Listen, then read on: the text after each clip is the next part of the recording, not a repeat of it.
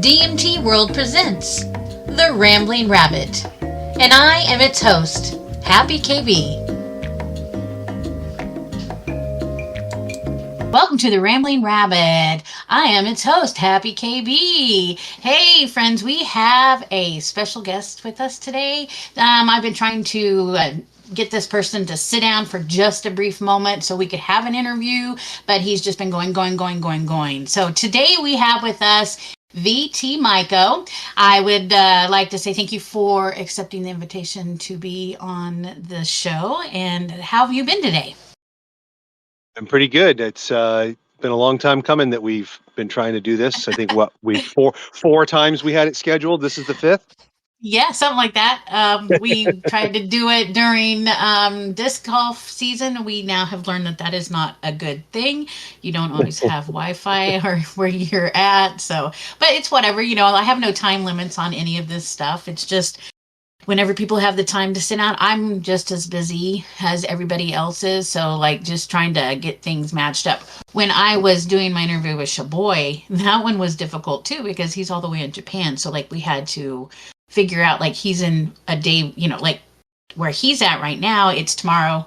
And so trying to figure out that time difference was interesting. He gave me this nice little app though that has all the time zones in it. So now when I'm setting up interviews with people, it doesn't matter where you're at on the globe. I can just plug it in and be like, okay, I'm in Central Standard Time. It's the best app that anybody has ever referred me to. So I always know what time it is where you're at, okay? When you're like, Awesome. 1:30, and I'm like, okay, he's which part? I'm in the center of the United States. So people are either before me or after me. It's kind of interesting to see the time differences just because California strange, that's 2 hours behind us. You're what, 1 hour ahead of me. Time zones are they're hard for me to my brain to try to figure out. So it's whatever. I just know that we made it and it's a Saturday and we don't have any constraints except to sit here and chit chat with each other. So that's lovely. Absolutely. So VT Maiko, I'm assuming the VT stands for your state. Vermont. Is that right? Vermont. Yep. So yep. I don't know if people know that. Yes, he lives in Vermont. Is it snowing right now in Vermont? No, it's kind of dreary stick season, as we call it. Stick season. Is that because all the leaves are gone? All the leaves are gone, and yep. That makes a lot of sense. Ours is too. It's been kind of gray. We had a little bit of snow yesterday. Right after Thanksgiving, though, we got hit with 7 inches. So that was... Oh, dang. Yeah, that was not fun because I'm not a huge snow fan anyways. So if I don't have to go out in it and I can just sit and look at it, I'm like, that's great. That's fine. But when I have to venture, and I have a small little car anyways, and driving in snow is not my favorite thing to do. So it is what it is. I'm not sure how. Yeah, we had a little. I was gonna say, what does yours look like when it hits in Vermont? When it really hits, Mm-hmm. Oh man, we get a couple of feet at times. Everything shuts down, and it's not fun. In my younger years, I did a lot of snowboarding and skiing, and spent a lot of time being active in the winter. And now that I'm a little older and somewhat wiser, I don't do those things that destroy my body like Right. I used to. I don't either. I'm finding that I don't bounce back as well as I used to be able to. So it looks like you have actually, I didn't realize you've been on the site as long as you have been. According to the site, you've been a member with us since June 19th of 2021. That sounds about right, yeah. That's been a while. How did you find us? How did you find DMT World? That's a good question.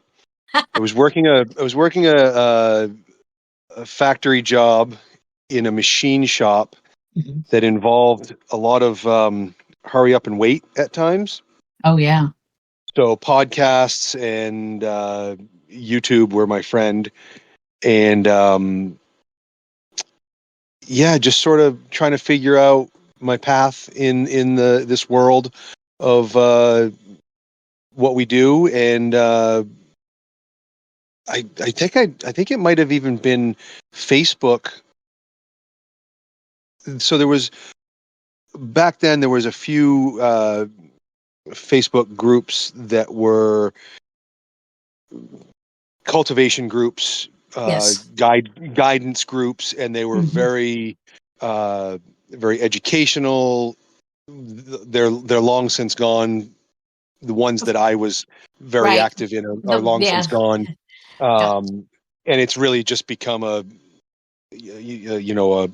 commercial situation of nasty mudslinging and just not fun. Yeah. Um, It is. and You're right. yeah, some friends that I made on there, you know, kind of fell off, and they're on DMT World, I find that we have a really great community where you can disappear for a little bit and come back, and even if nobody or the majority doesn't quite remember who you are, you're still accepted as if you've been there from day one. Right, And especially if you don't delete the account, and you just kind of drop off for a little bit and come back. Most people will go and check out the accounts and see how long a person's been there. So as long as you've had an establishment like June 19th, you disappeared for a year and came back, people will be like, oh, hey, yeah, we remember, yep, because yep, it's an account that's been already been established. And I think that's helpful for the new people that come in, because then they can look at the people that are in the feeds and stuff, and can then can realize, oh, okay, we've been around for a while. We still get people who are asking, oh, wow, we just found this site. This is cool. How long has this been here? And I think, oh God, you just found us. Okay, we've been here 4 years. But in the reality of things, 4 years is really not that long.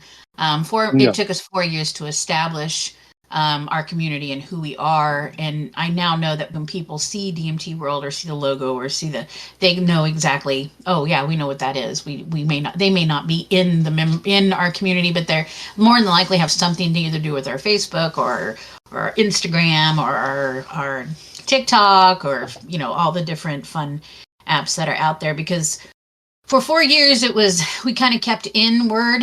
We kept trying to pull people in, the people who were like out there trying to get away from the Facebooks, like you said, like when the groups started getting weird. And I think 2021, when you came in that June, is when the mushroom cultivation groups were starting to get hit with yep, being taken down.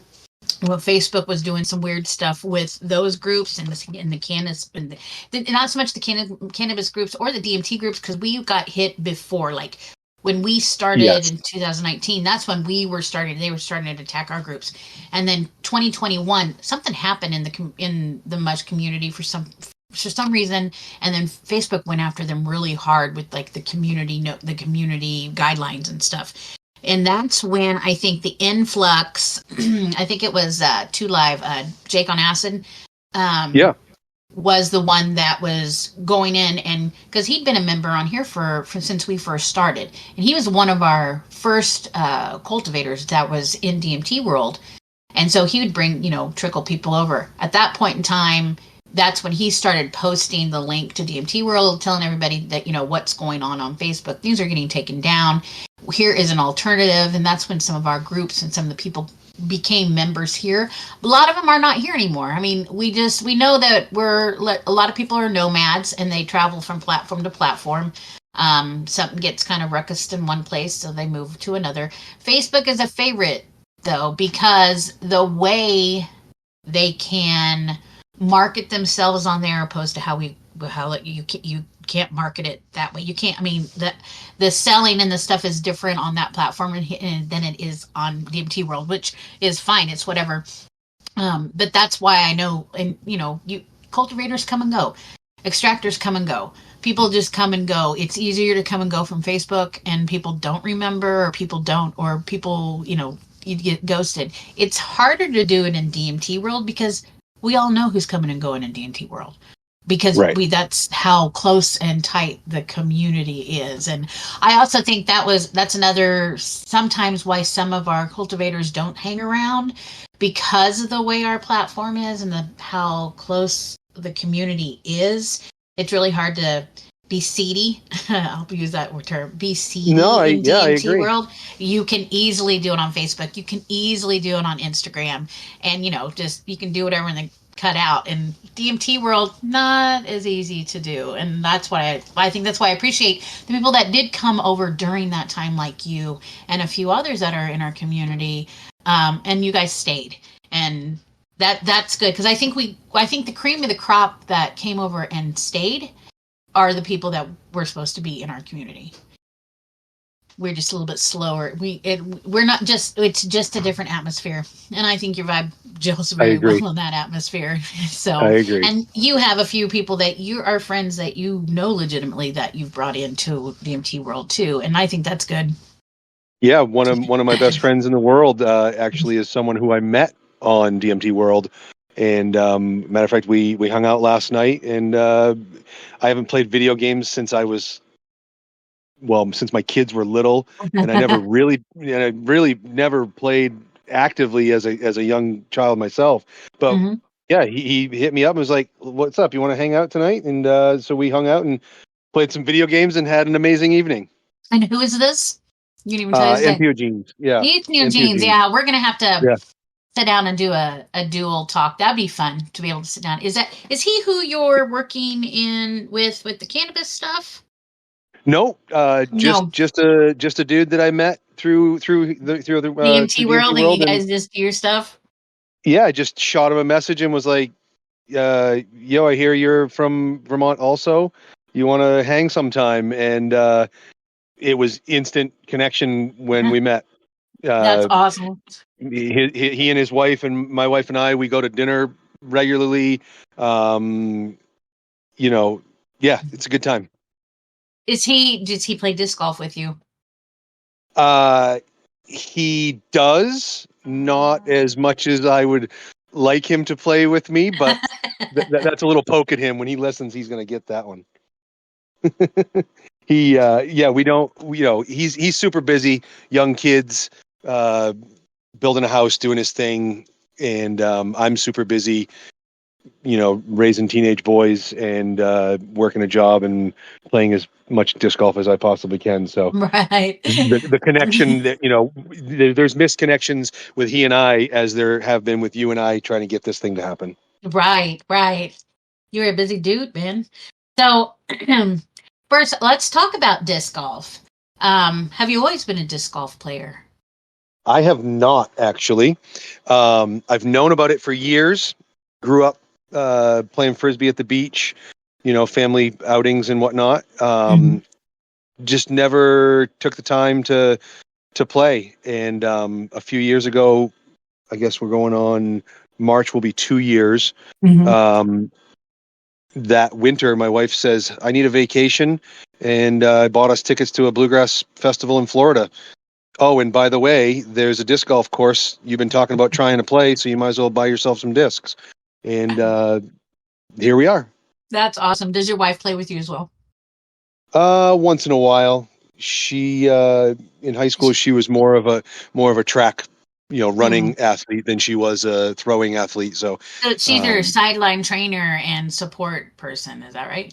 yeah, yeah, Yep, yep. I yeah, understand that. That's cool. yeah. So 2 years. Wow. So you've been playing in tournaments? Yes. Been playing a lot of tournaments. Yep, yep. How have you been doing in the tournaments? I think I've played 7 tournaments. I've got 2 wins, a second, a fourth, a tie for fourth, and a tie for eighth, Wow. and something else. That's cool. I Yeah, love yeah. that.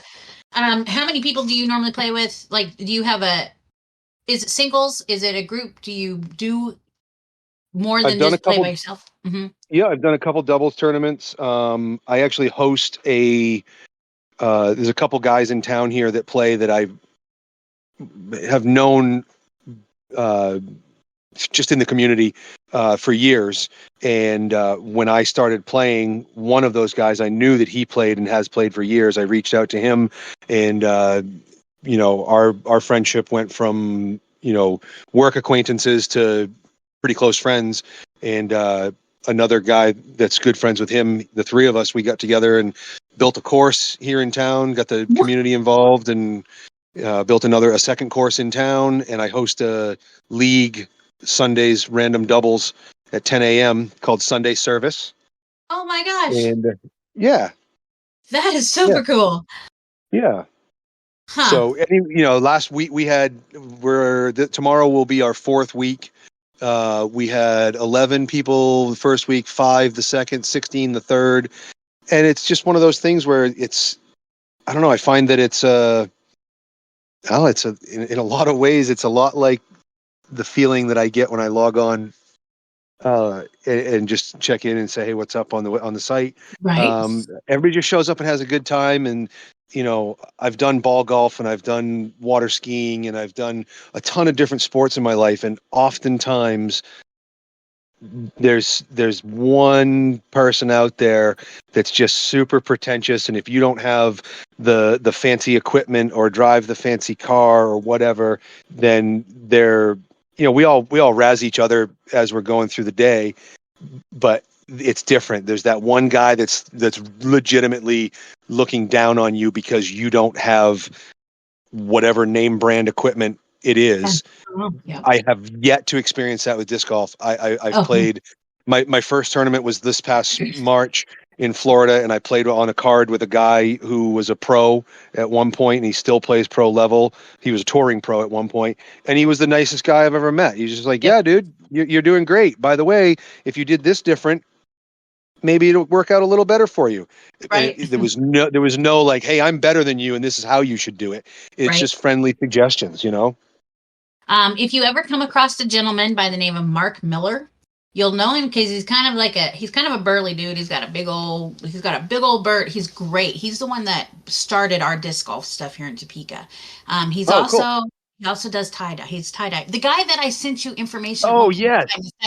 You may one of these days come across him at a tournament because he travels all over in his RV and he takes his tie-dye stuff with him. And so look for this dude. You might actually meet this guy one of these days. And he is a person to connect with because he's been doing it for a long time. Huge supporters, huge advocate.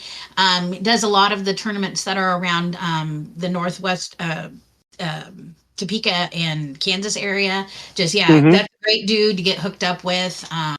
Knows a lot about just about everything. So if you ever get to meet him, definitely make that point to say hey. And then he's in our DMT world. He's not active, but he's in there somewhere. I've seen him a couple times. So nice. That's cool.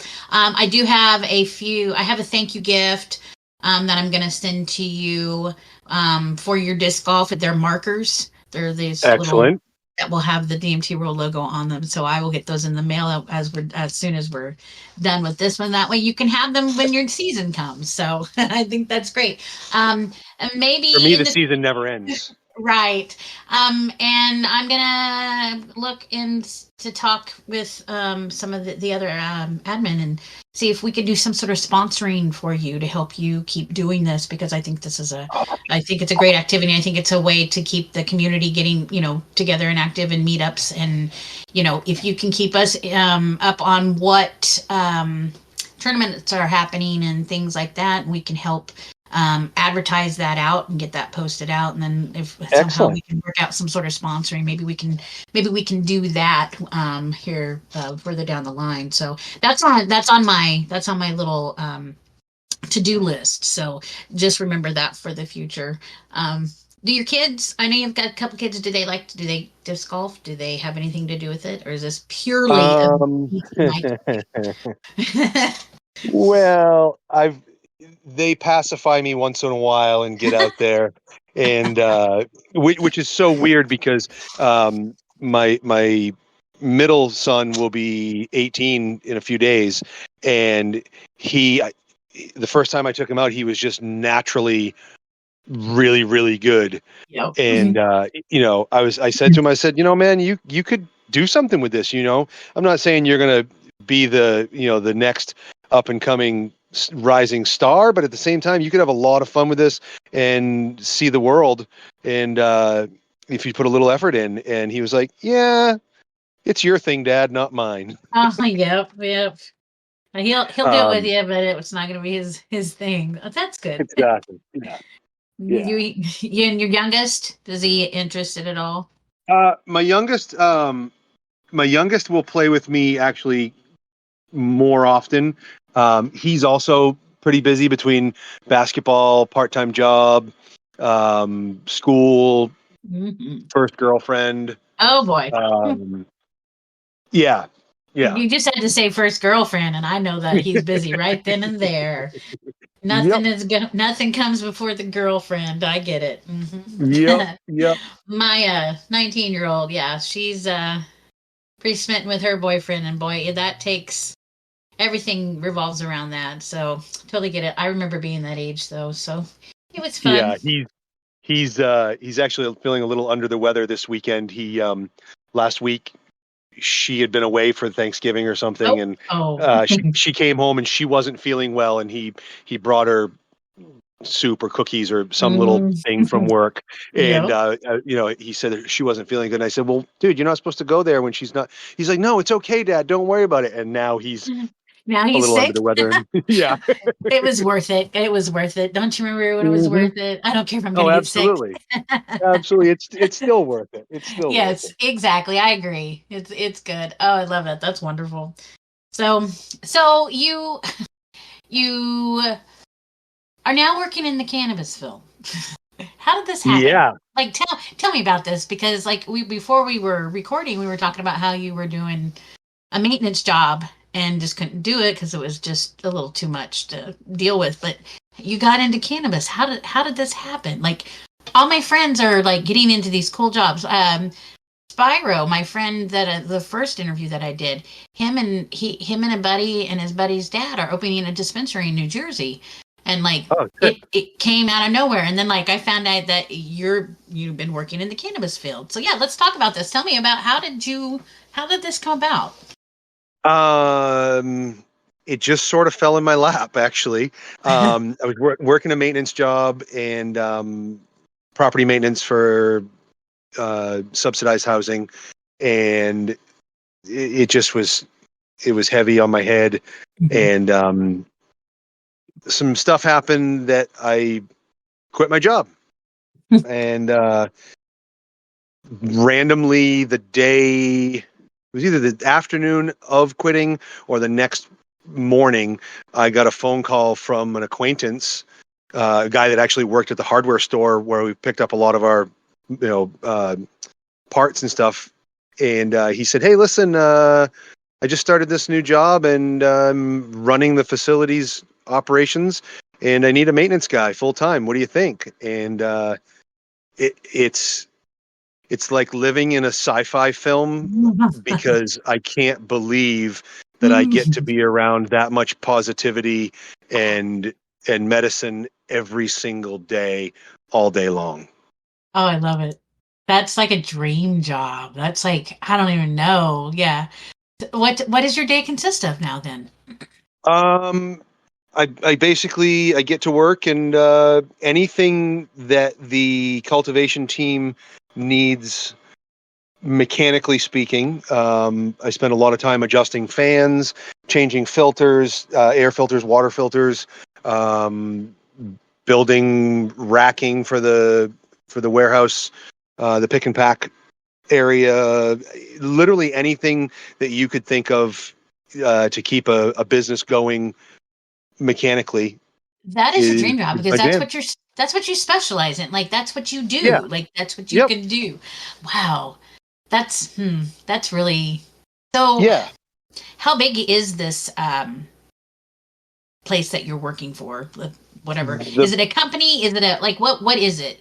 Because I know cannabis is legal in Vermont. So Yep.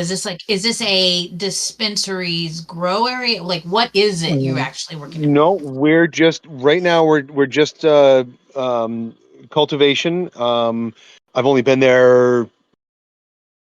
Yesterday was the end of my 6th week, I think, and so I don't really haven't got a handle on what sort of future plans are. Yeah. But as of right now, we're just cultivation, and we sell well cultivation and manufacturing. So we do live rosin carts, Oh, nice. flour, pre rolls, all that stuff, and then we sell that to the dispensaries where it's distributed to the community from there. Oh. So you're like, oh, see that's even better. So you get to Yeah, just see you get to see the products happening before it goes out to the market. yeah, yeah. Interesting. Is And there a there, name of this company? I mean, is it like so and so's farms or is it a it's a company called Satori Satori? VT, um, and we are the largest cannabis licensed cannabis facility in the state. Really? The building itself is around 100 and some 115,000 square feet.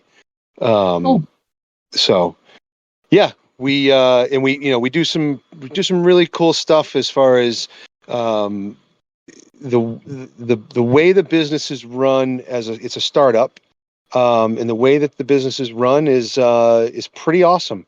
They're very very interested in employee input. So if I go to visit a buddy and he's got a strain that's really great, we smoke a joint or whatever, and it's really great, I can go to work on Monday and be like, dude, you guys have got to get this and try it. They will actually seek out seed stock or whatever and try to do a run on it and do the research on it. It's just awesome. It's well, really family oriented from the aspects of respect and appreciation. I'm sitting here looking at their website, which is amazing. If anybody's interested, go and check out SaforiVT.com. It tells you about them. There's a strain library that I see that's on here, and just the strains that the company has brought in, like has does and is growing and stuff. I mean, this is great. Like this is a great where so the level where you're working at, like is there any room for growth, like moving into a different area of this business, or you're pretty content where you're at, or are you looking at maybe like doing more, like jumping on a different part of the business at some point in time? Like do you have, or are you just like whatever happens to me happens to me? So I actually have I was hired for as a lot of startup positions, you wear a couple of different hats right from the get-go. We are working on a clone program Oh, so that smaller scale growers and even just the public via the dispensaries will be able to put in an order and pick up clones for their own grows. And so interesting. my secondary title is clone sales rep. So at What? some point, yeah, Oh, so at some point when we get off the ground, I will literally be getting paid to drive around the state and sell weed cool. plants. Oh my goodness. That's amazing. That's a like I don't even know how to respond to that. That's just amazing. Okay, so they're gonna be selling clones. Talk to me about seeds. So do they start everything that they do from seeds, and then when they go, and then the clones are what they put out, so they're not having to do seeds, or will do they? I mean, like how does this work? I'm Do you I'm know? not real familiar with it, but from what I understand, the mothers are started from seed, and then clones for taken from that until the mother gets tired or whatever the industry term is. Right. I mean, I don't, I have some knowledge of commercial growing, but this is Yeah. really all brand new to me.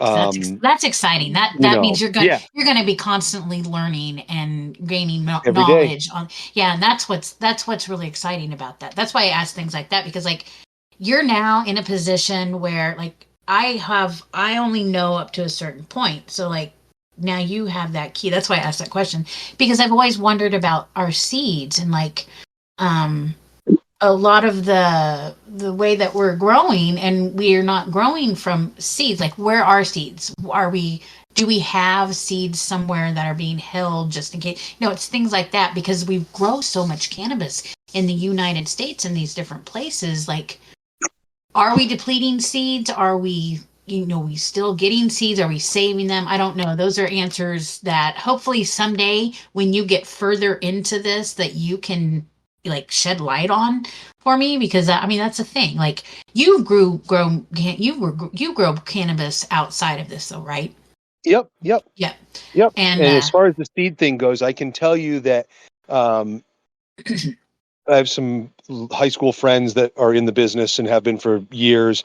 And then now being down there are growers that at my level, I mean, I grow a couple plants in the backyard, kind of a deal.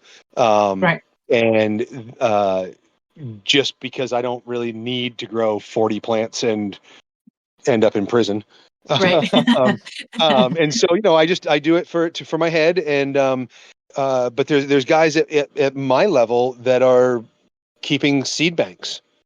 I think it's Genetics smart. are I think, extremely sought after, yep. especially if you have something that people really like. I did a blueberry strain 3 years ago, and actually just ran into a friend of ours a couple weeks ago, and she asked me if hey, you still got any of that weed? And I was like, I don't know, what weed are you talking about? She said, that stuff that made you feel like you did cocaine. And I was like, wait a minute, what? And she goes, yeah, that stuff that was really like amped up. It wasn't like sit on the couch and fall asleep. And I don't actually have seeds from that because it came from a clone and I didn't get any seeds out of it. Oh, But great. those genetics are out there, and people, it's just like spore banks. People are keeping spore banks of things for years and refreshing them as they need to.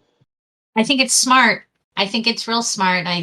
Just because, I mean, that's just, as a person that lives in a agricultural state. My grandparents were farmers, so we always, my grandma, we would like, we would open a tomato that came from the garden, and the first thing she would do is she would pull out the best seeds out of it, and we would pack them up and pack them away. And so she always kept seeds of things that she grew. So I think it's smart that way. With a lot of the, I don't know, even the genetically modified stuff that we're doing with some of our just vegetation period, how much are we changing? And so I think it's smart to have the seed from the beginning. That way we're not losing, like you said, some of the genetics that are out there. I'll tell you, there's some weed that wish I could grow, that we were smoking back in the day before like the Yeah. cannabis world like exploded and went Yep. mainstream, and then we went, and now we're where we're at, because like I was talking to somebody when we were talking about the full flower, and how we're now to the point where we're isolating isotopes and creating them for purposes, and like ailments and things like that, and in aiding with the health part of stuff. But we've like dissected this plant to the point where, like, are we even smoking a full spectrum plant anymore anywhere? Right. And some of it, like, you're buying concentrates, you're buying things, and it says this percent of CBD and this percent of THC or this percent, and Yep. it's like the full spectrum. I think we were getting those at one point in time before this day and age of the cannabis revolution, and like this new way we do all this. Like, all I want to do is grow some weed. I just want to grow my own weed and smoke it. Really, that's what I really want to do. But I mean, we're nowhere near to the point of having legalization in Kansas. I like to tell myself we're closer than we were, and I'm sure we are. But again, we're still, we don't even have medical. Like, we just got CBD passed like 3 years ago, so like we're kind of on the slower spectrum. And with having the states around us that are already legalized, like Missouri just went full legalization. Yep. What, last year, and then you got Yep. Colorado on the one side of us. You got Oklahoma, who's medical underneath us, and it's just kind of Yep. like, what are you doing, Kansas? Like, seriously, what are you doing? I just hope they're smart enough that when it does go into play, that they have been paying attention to the other states and take the good attributes and the good points and how it works, and they implement it in Kansas, because I don't have that much hope in government in Kansas. So And hopefully. hopefully for you guys, they get on the right path before federal legalization. Right. And Um, well, I've heard some hubbub. I've heard some scuttlebutt in some areas that it's very possible by next year that federal has a very good chance of becoming legal. And so, like, there's not a very much window of opportunity. After I heard this from some people, I'd been watching, I kind of follow what's going on in the the cannabis world here in Kansas, because we have a member who is Prairie Drummer, who is working with like the Kansas hemp, and he's one that's been helping litigate for cannabis, and the medical and recreational and everything. And so I've been following it closely. And after I heard this thing about the federal and possibly next year, I'm starting to see posts from our governor, and it's like they're trying to convince Kansas, Medicaid expansion is what we need to do for our rural hospitals and blah, blah, blah, blah, blah, blah, blah. And for the longest time, they never would tie it to cannabis. Like, cannabis was not ever really talked about. Well, a couple of months ago, I saw on Twitter where it was like they were talking about the expansion of Medicaid, and threw in there that cannabis could help in this thing. So I thought, here we go. We're gonna hopefully Kansas, like you said, is smart enough to get on there before federal, or that's gonna be a big conundrum. That's gonna yeah, I be mean, we're in a pretty electrified time for our world. It's tough to, there was so many years of, as you remember, weed's the gateway drug. You smoke weed once, you're going to be smoking crack and prostituting yourself on the corner. Brain on drugs, all this other yes, the baloney. war on drug era. Yeah, Yes, I remember very well. yeah, but there's so much of that ingrained in people of our age group, Mhm. that the other, the 50% of them or whatever the number is, Right. are still believing that mentality, and then the rest of us are like, no, man, it's not really like that. Just take a pill, the chill pill, and Mhm. relax, Right. and you have good, healthy conversation and debate about these things versus just The propaganda that we got fed yeah, to. yeah, Yes. and Without you're seeing things any of the data and the support and the right, studies say. And that's what I think people don't realize is, especially like you said, our generation, they didn't have to back up what they said. They just could say it. At least now in this day right. and age, they have to back it up with some data or misinformation or whatever, comes out to try to support it. Back then, yeah, it wasn't. We were just told drugs are bad. Yeah, and we're seeing things now. PTSD therapy for veterans via ketamine. You're seeing cannabis being given to veterans for their stuff, and traumatic crime victims using all of these things that were part of a labeled as part of a culture that was a bunch of derelicts that didn't care, but Right? really they were all the people that were still holding the fabric of society Correct. in its primal form together. Yep. Agreed. And so it's a little bit of a paradigm shift, It is. or Okay. a lot of a Exactly. paradigm shift. See, that's what okay. I think that's the thing that I struggle with the most, with being smack dab in the middle of this psychedelic, you know, we have this community that of these people, and we are the people that we're talking about. We're the people that grew up thinking, okay, or being told it is bad to this. We've been hiding using our psychedelics. We've hidden for so long, hiding our drug use, because it was deemed bad, because it was shameful, because it was wrong, and that amplification is why, like, that's one reason DMT World actually came about. I mean, when Facebook started saying, haha, this is, you can't do this. We're going to censor you. This is bad. This is bad. We were like, well, fuck you. We need to talk about this. We want this information. We were all looking for information on how to do this ourselves anyways. So that's why we were all in the group. So that's why we got pushed to our own site. What's strange now is we've been doing these drugs for so long. We've even had documentation back in the 60s of Timothy Leary with his LSD.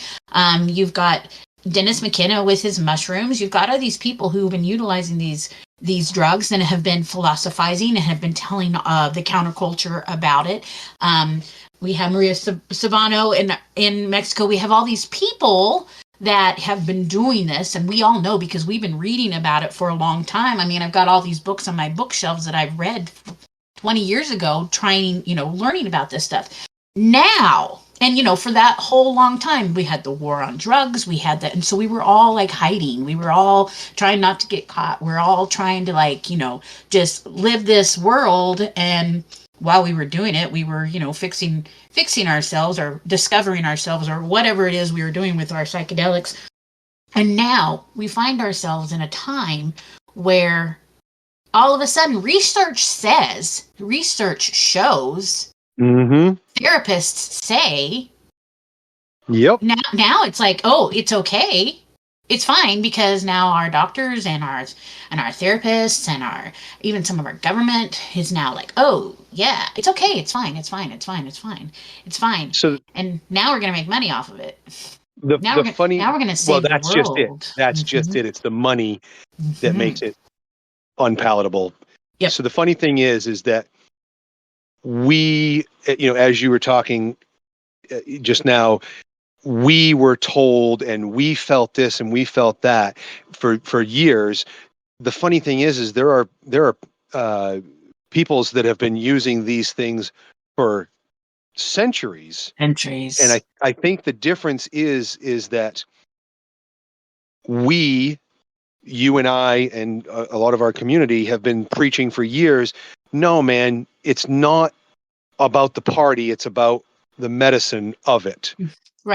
Right. But these people that have been using these things for centuries weren't approaching it from that angle. It was strictly medicine and it was societally accepted. Whereas from our side of the fence, we'll call it civilized countries, if you will, it was always, you're not complying, therefore you're the problem. So it's a big breakdown of the way that they want you to behave versus the way that we were wired to behave. Right. And it's a hard shift. For some reason, it's really hard. It's a very hard shift.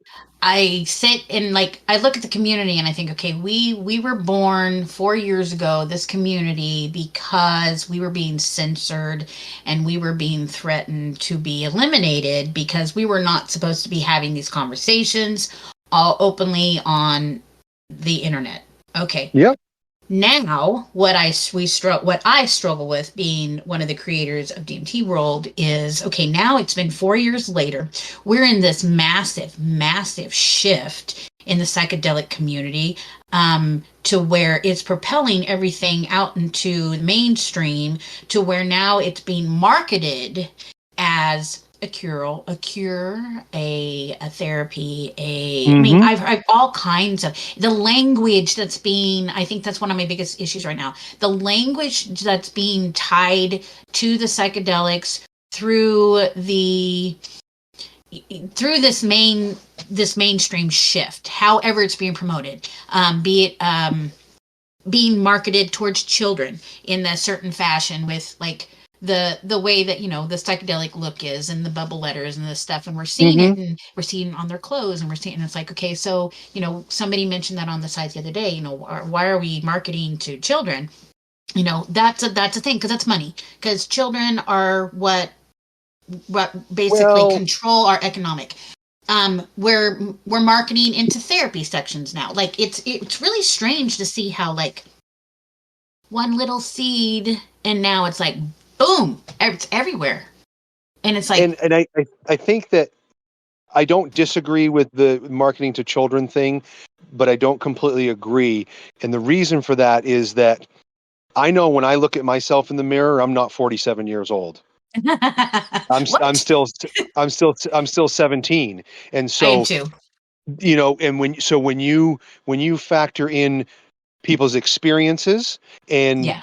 their visual their memory of their visual experience Hmm. is very similar to that experience or to that marketing or the design of t-shirts and stickers and whatever. Yeah. So I kind of feel like it just happens to be that it comes off as juvenile, but really the I agree with marketing that. is to, hey, Happy, do you remember, you Right. feel 17. I think you're probably right. You're very actually right that a lot of our designers too. We have to remember the age that they're at. So Right. they're actually designing something that would appeal to them because of that exact same thing. Yes. Um, it's just I don't know. I don't know how to grasp this what's happening in the psychedelic world because I want to be, you know, I will always tell people my biggest concern at this point in time is I don't care where it goes. I mean, I have my concerns with the therapy aspect of it. Most people know that. I have my concerns with just how fast this mainstreams out. I think people understand that too. I think the one thing that I always promote is my individual right. That's the biggest thing I Absolutely. fear. Of losing. That's the thing I fear for our community, the people in our community losing is that individual right. And it's important because if I don't have the right to consume, to grow, to make decisions for myself when it comes to these substances, then, that's a big problem because I don't want to be told how much I can take. I don't want to be told what I can take. I don't want to be told. I like the information of this is what this possibly could help with. I like that. I like that conversation. But I don't like the idea of the possibility of them saying, oh, I don't even like going into dispensaries and they're like, oh, you can only have this much. Oh, you can Yeah. only consume. Oh, I don't like that. I don't like that. What are they going to do on the psychedelic spectrum? Like, I Well, just don't. It's weird. yeah, we have that here in Vermont. Your cannabis can only test out at a certain percentage. Um, Live rosin can only be a certain percentage, but I can only buy so much of it. But I fill out a form on the DLC, the Department of Liquor Control website. I can go to the liquor store right here in town. As long as I fill out that form and print out my copy of it, saying that I registered, I can go into town and buy a half gallon of 190 proof Everclear and drink the whole thing tonight and die. Right. Maybe get in my car and go kill someone too. But I can't go buy, some dabs that are more than 60%. That are just going to put you to sleep. Yeah, it just Yes, it doesn't make sense. right. There's yeah, And that's why I tell which people decriminalization and legalization does lead to regulation. And regulation can actually put us right back where we were before things were yep, legalized. yep. They can And tie our hands that way. a big part of it is, in my opinion, there's two factors: education Hmm. and ego. And Absolutely. what a lot of people don't practice or understand is that when your buddy says, "Hey, dude, you want to do some DMT?" Say, you don't have to do the 3 hits to blast Right. off the first time. You can take one really good one, two little ones. You can dip your toes in the water and go, okay, I like that. I want to go deeper.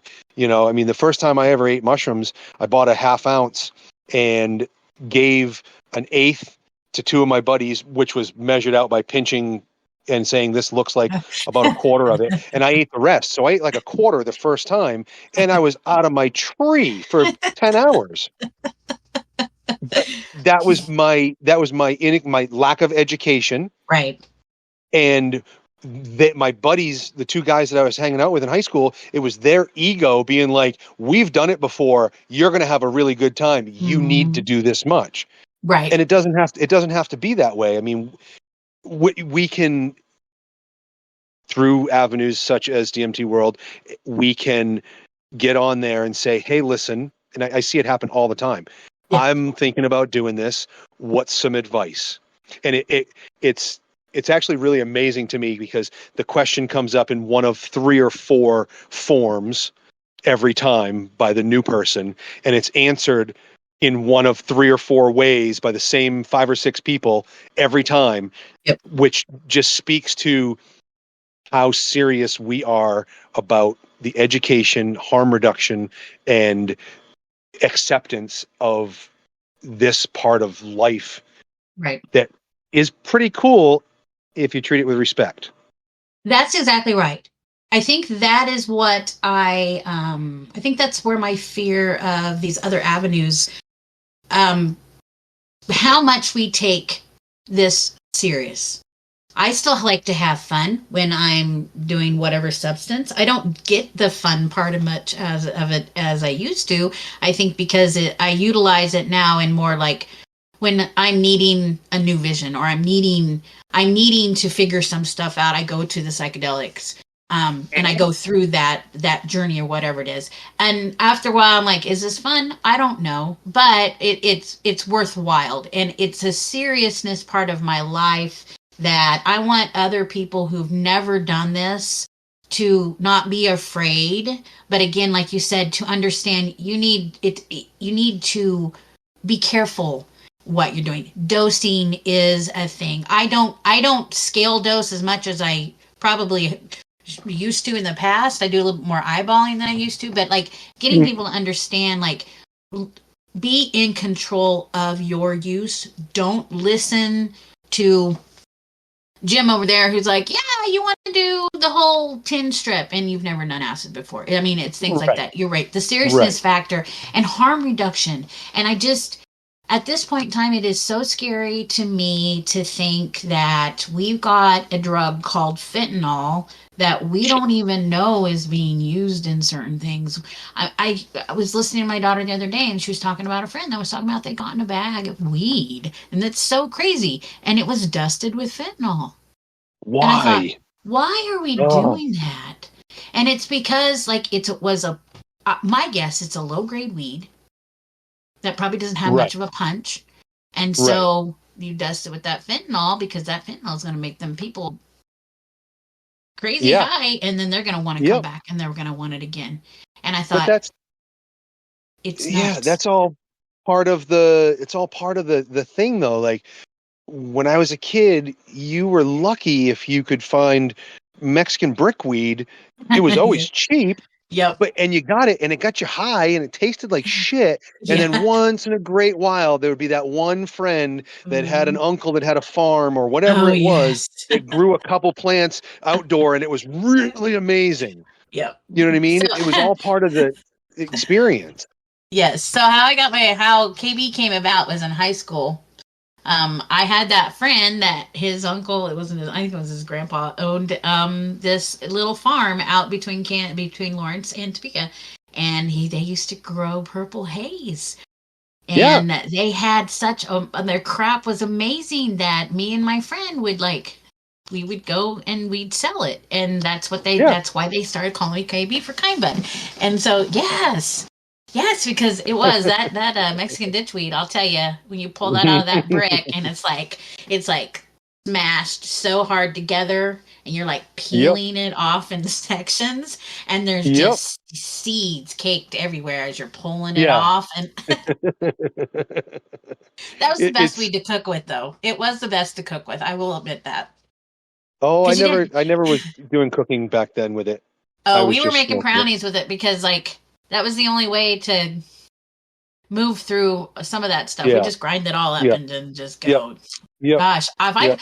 although I would kill for some of the weed that I was getting back in the day, like the creeper. If I could, Unadulterated. Yeah. if I could get creeper in 2023, I can remember getting a bag of creeper and, I'd load my bowl and I'd smoke that first bowl and it's like, am I getting high? I don't think I'm getting high. So you pack that next bowl and you're like halfway through the second bowl and all of a sudden you're like, holy crap, I'm fucking high. Yep.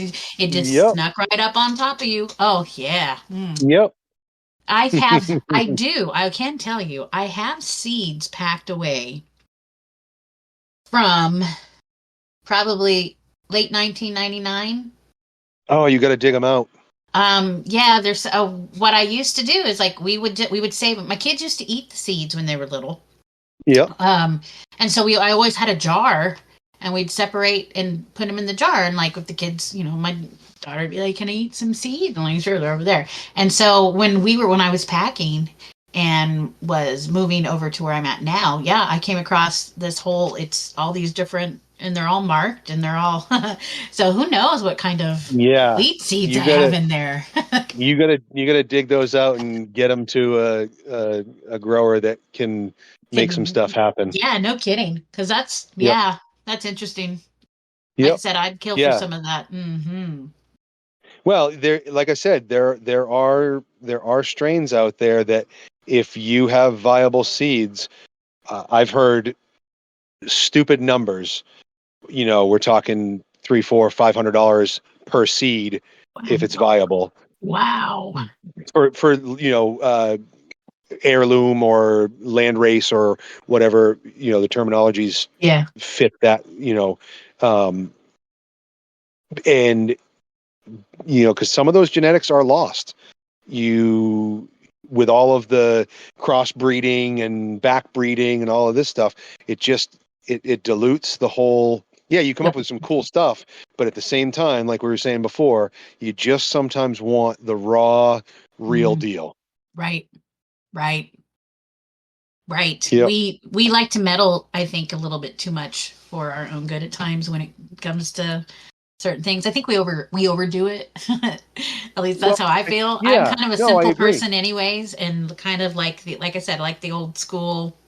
There was a certain high I really liked, and like I think I'm still always looking for that particular cannabis high because I don't get it in a lot of the stuff. And now that there's so much to choose from now. Like I like just being like, I needed an ounce, please, and they're like $100, and I'm like, okay. Like remember that? Yep. Remember when you go buy a lid for $100? And it was like, okay, and you didn't ask. You didn't ask what it was. You didn't know. They just handed you a bag. You smell it, and you're like, okay. Or you'd check it out, make sure it was 3 fingers because that was an ounce, 2 was a half. 1 was a quarter. I mean, like we're all so old school that I'm just amazed that we've been alive through this whole cannabis thing and we've gotten to see it. That's crazy. My parents got to see the computer age. We've gotten to see the cannabis age. And it'll be interesting to see what the next progression is. Right. I feel like it's going to come around. I don't know. I kind of wonder. Earlier, you were saying we were talking about harm reduction, and it'll be interesting to see if it reverses the other way. Whereas we are, from our experiences, were, oh no, you need 5 hits, take them, you'll be fine. I wonder if the medicine end will take the forefront, and there'll be people that are like, hey, once in a while. I just do it for medicine, but once in a while I really like to get crazy and go deep. You know what I mean? If the roles will reverse, I just wonder if that That's a good future. That's a good question. That's a very good question because right now it's like I like to go deep. But then I maintenance with microdoses when I'm needing to back off or whatever. That's really fascinating. I'm wondering it the same way. Also, here's the thing. With utilizing it more in a quote unquote medicine fashion to do whatever they're gonna prescribe it to you for, we know that I can't sit and just do mushrooms every day, or I can't just microdose every day. We like to go crazy, but I don't want to do psychedelics. I get burned out on a psychedelic. I get burned out like when you got to go through your psychedelic detox and just like not do anything. Like, what does that do in when we move into the medicine field of it all? Like, will we be overutilizing it in respects? So I think, and it's funny that this is where the conversation is headed. I was actually just thinking about this last night. I'm reading your mind. That's why I'm reading your mind. You and I we've talked about that before, Right. about you reading minds and reading conversations from afar. Right. It's interesting because, as you remember, I posted that trip review that I called Inception in Reverse. Oh, yes. When I dove real deep with, I want to say it was at least a half a gram DMT trip out of my Right. Yokan pen. It might have even been a gram. I don't remember at this point. But integration and education is, I can't say it enough. It just keeps things real, I guess you would say. Mm-hmm. Since that trip, which was going on 2 years ago now, I believe, my perception, desire, and use of substances like that has completely changed. Right.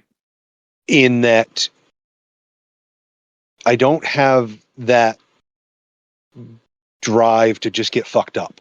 Right. It really woke something up in me about healing and growth and knowledge.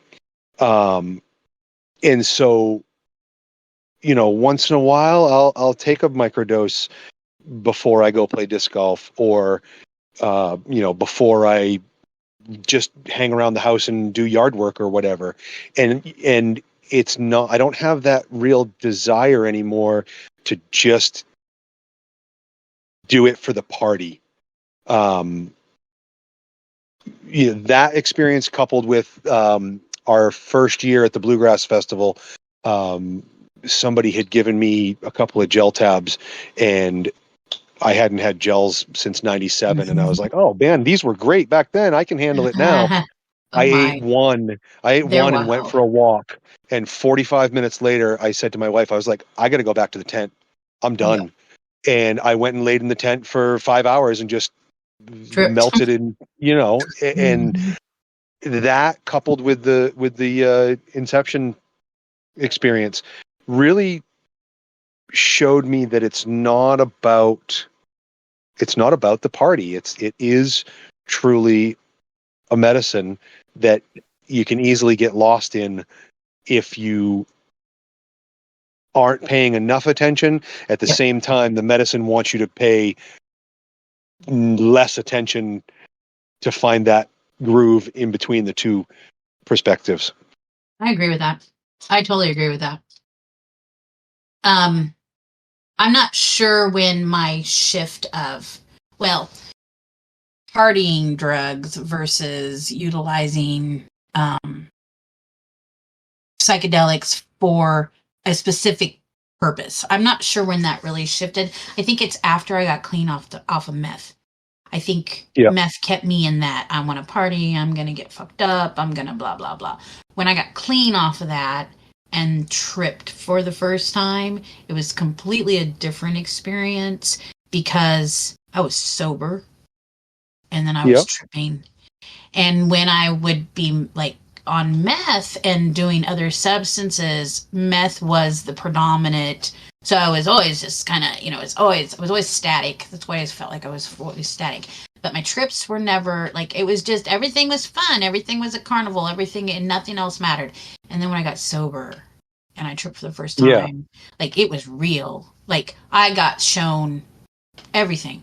I got shown the hell I stood and lived in for several years. I got shown, what could have happened if I kept going that way, what would have happened to my children, and it was hardcore, like Yep. personal. It also, during getting sober, I had experienced when I was getting clean, I experienced a psychosis split. So for a while, I was dealing with, the inner and the outer personality of my psychosis, and that was really Mm-hmm. hard. And so tripping really kind of took that and mushed it all together. And then, like, I remember coming out of the trip after that first time, and like things made sense. Shame was no longer there. Like, I think the acceptance of what I had been doing and where I had gotten myself at, um rather, I just kind of, I got to see it all, from a different perspective, because when you're stuck in the middle of it, you don't see it. That's why addiction, is so easy to stay in, because you don't Yep. see what it looks like. You can't Yep. see it, but when you see somebody that is going through it, you do. And so, like, I think that trip pushed everything together and let me step out and look at what I had done. And that's when psychedelics became this serious factor. And then I didn't get to do psychedelics again until 6 years ago, when my kid brought home some acid and was like, "Hey, mom, this is for you," because him and his friend had come across some Rick and Morty acid. Yep. And of course, Jacob knew, I had lots of experience with it. And so he was like, "Mom, we have some acid." I'm like, "Okay." And he's like, "I don't have enough, for all three of us." And I'm like, "It's totally okay, baby." He's like, "But can we stay here, and can we take it here while you're here?" And I thought, "Oh, heck yeah, I don't care if I have acid." That was it was so respectful of my kid to ask and everything. And so the next weekend, that's when he appeared with some, white on white, double dipped. It was super good. Mm-hmm. And that's when I was sitting, and I was by myself. They were somewhere in his room, and that's when I started surfing the internet. I was on my phone. Hated Facebook at that point in time, because that's during, like, was politics and stuff was happening, and I was just like, I don't want to see it. And that's when I started noticing the groups, and followed a picture to my first DMT, group, and the rest is history. And now I'm sitting here talking to you on DMT World's, podcast. So, I Yeah. mean, it's kind of interesting how it all kind of flowed together. But the seriousness factor of how I view psychedelics, it changed then, and I think that's, we need to make people understand, the people who have no knowledge of psychedelics and don't know, but are getting bombarded with the mainstream of research has showed, therapists say, doctors refer, we've got to be a good voice for those people that are going to come in, and some of them are going to get really ruined by Yep. by it, and they're not going to understand. You hear all kinds of stories. People are like, I did this, and now my life's terrible, or, I'm hearing voices, or now I'm hearing, I feel like somebody's watching me, or so there's something in my, all kinds of things. And it's like, I don't know. My concern is, I hope the therapists and the people who are administrating and administering that, and are the ones that are trip sitting, have the personal experience with the drugs, with the Well, I think, substances. yeah, I think personal experience, as well as back to, you don't have to go deep the first time. Exactly. You can taste it. You don't. Not everybody goes to the river in the spring and jumps right in. Right, That exactly. water's cold.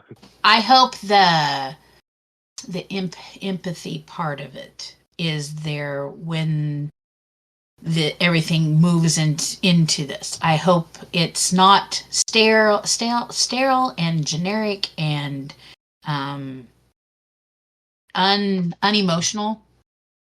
But I hope it's not overly. Does that make sense? Like, I hope it's not Yeah. fake. I hope it's not, sunshines and rainbows. And I hope there's Right. just, I hope the middle ground is there. I hope the experience and I just hope the word fake comes to mind, and the commercialism and the money, and I think those are the energy aspects of it all that I hope does not get applied, but I fear is going to get applied and maybe have a bigger stronghold on the Well, movement. I think that the foundations for that have already been started to be constructed. You know, I see every once in a while psilocybin chocolate bars come Mm. around, Yeah. and it's not just mushrooms in there. They are chemically modified, and I've had good ones. I've tried them and had good ones where it was like, okay, this is a mushroom trip. And I've had other ones try them and you're like, this is not real. This is not this is not what's Mm, supposed to happen. And right. so, the fakeness and the financial gain and all, it's just, it's unnatural and molested already. Right. And there's got to be a way to stop that train from going any further down the tracks. I agree. I agree. I agree. I was reading an article the other day that was talking about scientists are trying to come up with a new type of LSD. And I thought, well, what's wrong with the old? Like, What's what's wrong with wrong the old with one? regular LSD? Like, what's wrong with it? Like, and you see these. I think this is also why I'm not the biggest huge fan of RCs. Research chemicals. Yep. I don't mind them, and I understand them. Like, I get it, and there are a few that I do enjoy, like 2CB. I really enjoy it. I like the certain, but I don't know why we need to keep modifying. I don't know why we need to keep create. I don't know why we need to keep creating more. I mean, I don't know what's the reasoning behind that. Is that something so because they've been trying to do testing LSD for like PTSD patients. They're also now talking about pain, how they're trying to segue LSD can be helpful with pain management, which I think that's a load of shit. But Yeah, maybe that doesn't because sound so I'm wondering, that's where I understand research chemicals come into play, where they're trying to like isolate certain things to maneuver on things like pain in the body and stuff like that. That's the only reason I can see why they're wanting to create new LSDs or create new MDMAs or create new. I went and pulled a list the other day of just psychedelics drugs. Yep. This list was so long, I couldn't even tell you what half of it was. And I thought, Really? why do we have a list this long of like all these chemicals that are considered psychedelic? And who got to test all these drugs? Like, Right. Right. I mean, it just, I don't know. I don't understand that. Another thing I don't understand is why am I reading articles that we're going to make a psychedelic where you don't trip? Like mushrooms. This is what they're trying to do with mushrooms Yeah. is Yeah. is so there's no trip involved. That makes no sense to me because I think part of the therapy of it is the trip. Like Well, that yeah. that I mean, the loss of I don't want to say loss of control, but the loss of control, the loss, the Mhm. guidance. Right. The maniac feeling. The like literally the thing I enjoy the most about some is feeling crazy. Like really going in and pushing my brain to the point where it's like it's it's a madness feeling. And I know going through it, this is only temporary. I did this to myself. I'm going to come out of this, but I enjoy that to the point, the intensity of the madness where you just feel like your face has melted and Yep. you're going to have to scoop it all back up and scoop it all Yep. back in and hope you get it in the right way. Like it feels like, going through a battle, a really hard journey. Like I think that's the thing I like the most, especially acid, is going through that intenseness and getting to the other side, and it's the feeling of I made it You Right, know, right. thank God I made it, because that journey like takes you so many different places. Mushrooms, they're so internal for me, like that in itself is like, ooh, that's quite the journey. And I like it. I like that intense feeling. I also enjoy the fact that I'm the only one that is experiencing this trip that I'm in the middle of, and knowing that nobody else actually can help me out during it. It is a soul surviving exercise for my mind, my body, and my spirit. And that is So one of the things I like the most about psychedelics. yeah, I completely agree. Um, I also feel like in a lot of ways that's I'm at a place where that's kind of my reality, Yeah. even sober, is Yeah. that I'm starting to realize no matter how hard I try, I'm the only one. It's me, Yes. and so when and this ties back into the medicine versus party, um, when I consume, I'm getting, I'm still in that reality, but I'm also not in that reality. And it is like like you said, it is just me in there, even though, we could be together and consume the exact same amount. We're still both individually experiencing Right. the situation differently. Um, Right. I'm in but hell, you're in heaven, or you're out on yeah, a, yeah, exactly. Mm-hmm. but it collectively, it at the same time is a collective experience Right. in that, um, I've had conversations with people, as far away as you are from me, and both consumed on the same night and around the same time frame, and not had any, visual or anything like that, but had a similar vibe Yep. collectively. Yeah, yes. I'm thoroughly convinced that the nights that I'm tripping, and I get online, that everybody pretty much can tell that I'm tripping on online. I don't even have to tell them. And there's Hmm. in those same types of, yes, the collectiveness of how, and I think it's because psychedelics thins that the veil area, and where we can transmute out to other Yep. people. And so I really think Yep. that's what happens. And there are people who can pick up on that even without being under the influence of psychedelics. Um, there are just people who are already in that vibrational area, that when Hmm. trippers are out there tripping, that they just kind of pick up on it. So my daughter's one of those people. She's very, very highly heightened when, like, if I'm tripping and she is not, but if she's around me, because she is in rides and that, she's like, Mom, I feel like I'm tripping right with you, and she can be completely sober, and it's just because she can transmute out into that way. It's I, fascinating. I, I love I love that you've mentioned it a couple times today, and we've had other conversations, where I just love that relationship that you have with the kids. When I was young, my father told me, hey, you're getting older. People are going to start offering you things. Don't take it. Come Uh-huh. talk to me. We'll have the Uh-huh. conversation. I'll tell you everything you need to know, how you're going to feel, how it's going to affect your life, this, that, and the other thing. And if you still decide you want to do it, well, we'll do it together.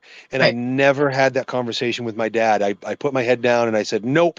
You yelled at me because I didn't take the trash out. You're an asshole. I'm going to live my life on my own, so on and so forth. Yeah. Um, and I love hearing stories of, like the one you just mentioned about your son coming home and Mhm. with some acid. And it's so great that it there isn't always that stigma of being a druggie, if you will, Right. simply because you enjoy and understand and respect Right. a substance. Right. So, okay, I'm a single mom, and My lifestyle, I was never going to really change my lifestyle, even when my kids did come. The only thing that I stopped when my kids came around was I stopped doing meth. I got clean.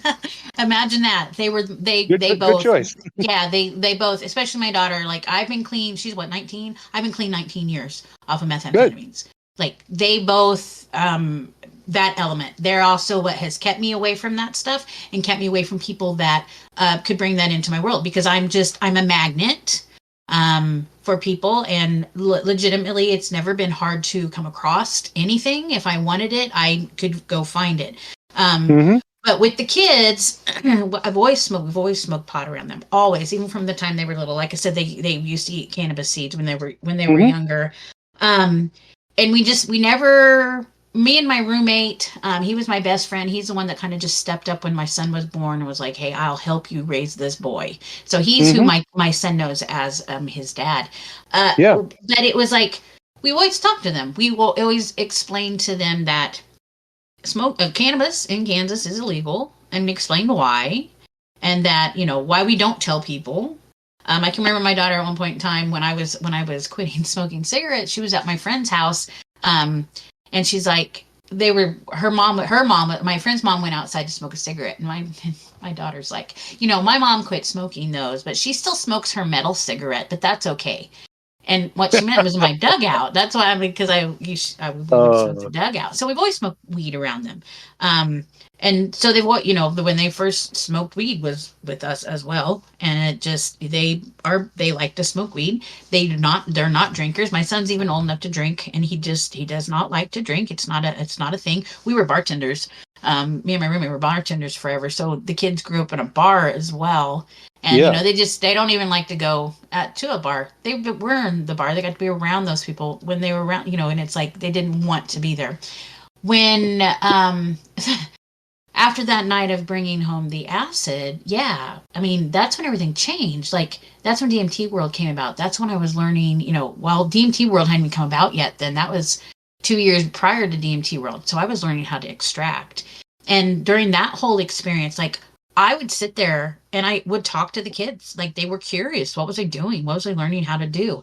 And so I Hmm. would sit there and explained it all to them. And to them, they're they thought on why is this illegal? Like that's the question to them, because to them everything about extraction, you're taking a plant, you're doing a chemical, you're doing basically a science experiment that's Hmm. going to change, this into this, and this is what you get. And the final product is you get to experience an out of body experience. So explaining those things to them and then explaining to them the legalities of stuff has always been important because, especially with DMT, with me doing all this stuff and talking to all these people and everything that I do in the psychedelic community, like I needed them to understand they got to be safe, they've got to be smart. Until they're 18 years old, I'm not going to make anything public or make anything. I didn't even Right. show anybody what my face on DMT World looked like until my daughter turned 18. And Hmm. it's because I need to keep them safe just in case. You never know, there's all kinds of crazy people out there Absolutely. who might think, oh, KB's, because she owns this website, and I don't know what people in their brains gather that must have lots of money, or must have, or somebody get mad at me and Right. want to Right. like do something that would seriously harm me or my family. I needed to keep that under wraps. And so with that, I had to tell them I've never kept things from the kids. They need to know everything that I'm doing. And that's not wrong. It's not wrong to tell them and keep them informed and let them understand the legalities of what I'm doing and why and all those things.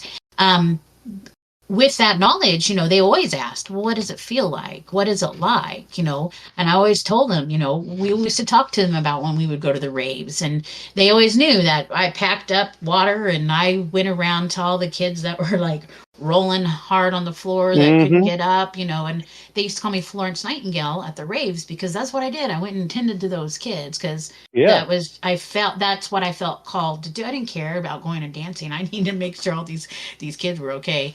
um, And so it's kind of I think it's part of the mom me in me, I've The been a fixer. drug, right. I'm a drug mom, like at parties and stuff. I always making sure and taking care of the people who were taking, even if I was under an influence, because I had one person in my life that took care of me, and that was my best friend. So like just did this other stuff with the kids, like I knew they're going to come across things in high school, and I wanted to make sure that they understood. There was one time my kid, when he was a freshman, we got a call from the assistant principal asking if Jacob was my son, had been sick or something, because he passed out in one of his classes and they couldn't wake him up.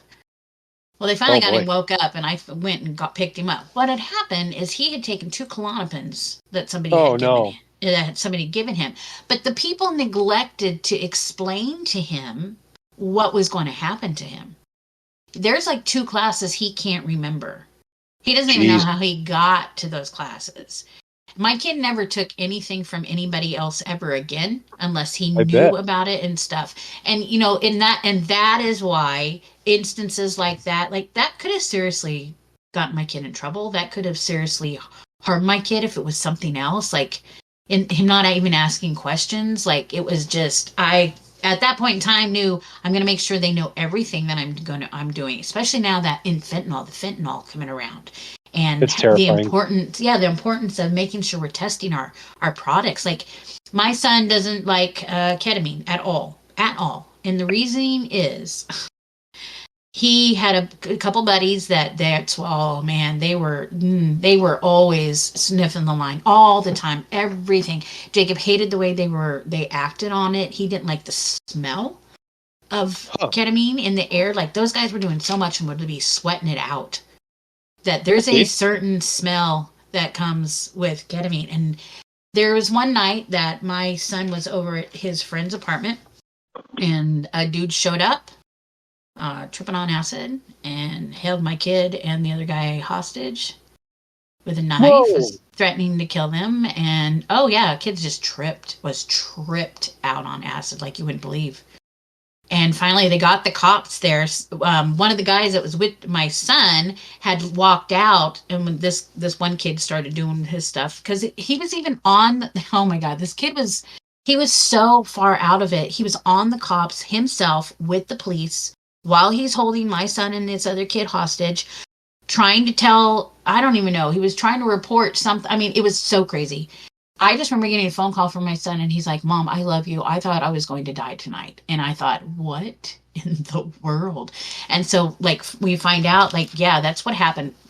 Later on, a couple years after this kid, like, they went to, he went to court, they went to trial, he went and spent a few, I think it was like a year and a half in jail. After he got out of jail, he hung himself. Oh I mean, no. just tragic. And so, I mean, like, this is why that's why Jacob won't have anything to do with ketamine, is because of the experiences that he had with the people who were doing these drugs irresponsibly put him in a very dangerous situation. Mm-hmm. And so, those are the reasons why my kid they need to know. They need to know about it. They need to know how to prevent things. They need to know how to keep themselves safe. They need to know how to recognize. And that's one of my biggest things is allowing my kid to be able to look at somebody and go, they're high, or they're on, because that potentially could save their or that person's life. And Yeah. if we're not And teaching, somebody else is going to try to, and they're not necessarily absolutely. going to teach them the correct things. Absolutely. I agree wholeheartedly. Mm-hmm. And it's unfortunate that that education doesn't happen, Right. And because that's you're not the only one with those stories. I'm not right. the only one with those stories. Those stories, everybody that's going to listen to this knows somebody that had that experience, or knows somebody that knows somebody. And That's that's not right. that's too close to home, Right. and it doesn't have to be. Right. It doesn't have to be. These kids can these kids and just people. It's okay to do substances. It is not okay to abuse and overuse. That's not okay. It's okay that, we went to smoke some weed and get high and relax. It's okay if we want to trip, but it's not okay to um, overuse it, glorify the overuse, Yep. um, not teach all the components to utilizing a substance. You give them the pros and the cons. Don't just the pros. Don't just glorify the aspects of it. It's it's a party drug, or it's a whatever it is. It's the responsibility that comes with the drugs. And if we're teaching it to our kids, and they're going to hopefully keep doing the same thing, they're going to be talking to their peers, they're going to be talking to anybody that they're around. And that's what we need to be focusing on. Mm-hmm. Yeah, and we often, I feel like ego is a term that's thrown around a lot, Mm, but when you really have a conversation about these things, or when I have conversations about these things, I always kind of come back to our lack of education mhm. and harm reduction is actually teaching ego, which Yes, in turn, when you decide, oh, I'm going to have ego death, so watch me go, that's your ego talking.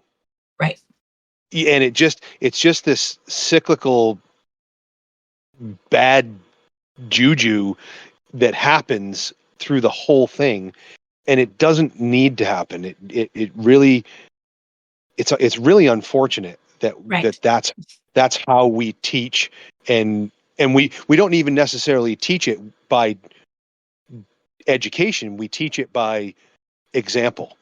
right. Ego is Right from exactly taught by example. That's exactly right. Ego Yeah, has a and it's place. We don't teach people is ego has a place. There's a reason why yeah. we have an ego within us, but that ego, like I said, has a place. But we as humans like to feed the ego, and the more we feed the ego, the bigger the ego gets. And the bigger the ego gets, it forgets that it has a place that Mm-hmm. it's supposed to be sitting at. And then it just, and it's crazy how psychedelics can actually inflate the ego more than sometimes it can actually diminish the ego. Because Sometimes, yep, I I agree. go in a lot of a lot of the Facebook DMT groups, especially, not so much ours because of the way that I run it at this point in time. There have been some in the past that, oh, the ego is just raging. Like it comes out and it knows more, it knows better, it has all the Mm-hmm. answers. And it's really interesting to see people who are in a psychedelic community where we're supposedly, more enlightened and more in tuned, and we're more, I don't know, accepting. I guess that's the things that people like to think that that's Mm-hmm. what's encapsulated. But boy, they're mean, like they're ruthless, they're nasty, like name calling, like some of the stuff I've seen people tell each other in some of these groups. I'm just like, either you need to lay off doing the actual psychedelics, or you need to do more psychedelics. Like I can't tell sometimes. Right. Right. But I don't know. Yeah. There has to be a balance. I know I don't have the wisdom to explain to people how to keep the balance of the ego and the self. I don't know. Of course, there's the id, so it's the id, the ego, and the self, and that the three harmonious balance. I don't know how to keep it in balance, to be honest. Well, I just don't know. I don't think that anyone truly knows how to keep it in balance. I think the trick is to find that fine line of it working. Yeah. And even if by the term it working, I don't necessarily mean 100% of the time you are even keeled and everything is cool and you're good, Right. because I don't care who you are, how strong you are. There's a time when you get in the shower and you just sit there and breathe because that's all you can do. Mhm. You scream in your car when you're alone. You jump up and down with joy because you can't keep it in anymore. We all have ups and downs, highs, lows, and everywhere in between. It's about the balance. And if you can balance it, then you've figured it out. Absolutely. Then we have nothing to work for. No, then we got to keep it in But that's the balance. thing is you keeping the balance and at the same time, while at the same time growing Yeah, is is the work for. sure. You know, Absolutely. Yeah. it's not the want, it's not the need, it's the do, Yeah. Absolutely. which can be a long, hard road that seems impossible at times, but often really isn't. Right. We just keep going. Yep. Yep. Awesome. I have a Yep. question. So you are a bird person. Yes, we have two parrots. Two And parrots. I'm What are your? I'm really surprised that they're both out and on their perches here in the living room. And They've been I'm so quiet. surprised. I haven't heard Yeah. anything. That's what I've kind of been listening to see if they are like anywhere, and I haven't heard anything. Okay, so you have two parrots. How old are these parrots? Kiwi is our blue and gold macaw, and she is 24. Oh my. No, is she 26? No, she's 26. Oh my goodness. February. She's Valentine's Day 97 or 98. We've only had her for about 3 years now. Okay. And then Bandit is our Goffin's cockatoo, who is we really have no clue how old he is. Both of them are rescues. Kiwi, we are her second family. Her first family was a woman and her husband. He had a African gray, and she had the blue and gold. And her husband passed away. She remarried, and the African gray absolutely hated the new husband. And she's now, I think she's up in her upper 70s, and got to a point where lifestyle and mobility and everything got to be too much. So she was voluntarily brought to the rescue. And Yeah. I always wanted a bigger bird. I had a cockatiel when I was younger, and my wife saw the ad on the Humane Society and said, "You should go get her." And here we are. And she really is more my wife's bird than my bird. Right. You've said that before. Yeah. And then Bandit, the little one, the same Humane Society called us one day and said, we have a bird that we took out of somebody's home, elderly person that nobody even knew that she had this bird. Oh. And he was in a room with several other cages that clearly hadn't been cleaned in years. And there was just an open bag of food, and she brought him water once in a while. It was just cognitive decline on her part. Right. And they asked if we would be willing to foster him.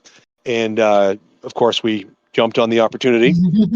And about 8 months, 8 months in, they gave us a phone call and said, "So you got to make a decision. Are you adopting, or are we putting him up on the website?" And before I could even finish telling my wife about the phone call, she interrupted and said, "We're adopting him." Oh, that's good. And he went in. I think we've had him a little over about a year and a half now. And he went from, you couldn't even reach in the cage with him, he would freak out and try to fly around, to the point now where my wife will go in the bedroom and read a book, and he flies down and sits on her chest, and she strokes his neck while she's reading her book. Oh, I love that. Yeah. Birds. That's cool. Yep. That's cool. I'm a ferret person. You're a bird person. So unique. So unique. Yeah. Well, then we're going to get close to the end of wrapping this up. What I do like to ask my guests is, this is your opportunity at this point in time to talk to the DMT community and just tell them anything that moves you or you want them to know, or just something. So I'm going to let you just say what you need to say at this point in time. Yeah, I guess all I would say out there is just keep being rad, keep being kind to each other, and we all can do this together. We can't do it apart, and this is a great example of how we come together and keep it real. Absolutely. I will send a shout out to my boy Jonathan. That kid is my homie. He rocks. And Theogene's Spirit Daddy, T-Rex, and Happy, of course. Made some really good friends, some people out there that I have had conversations with that I'm probably forgetting right now, but you guys, fam, Absolutely. Well, awesome. Thank you so much for accepting the invite. And with that being said, I hope everybody enjoyed this interview as much as I did. And going forward, keep ascending, friends. Absolutely.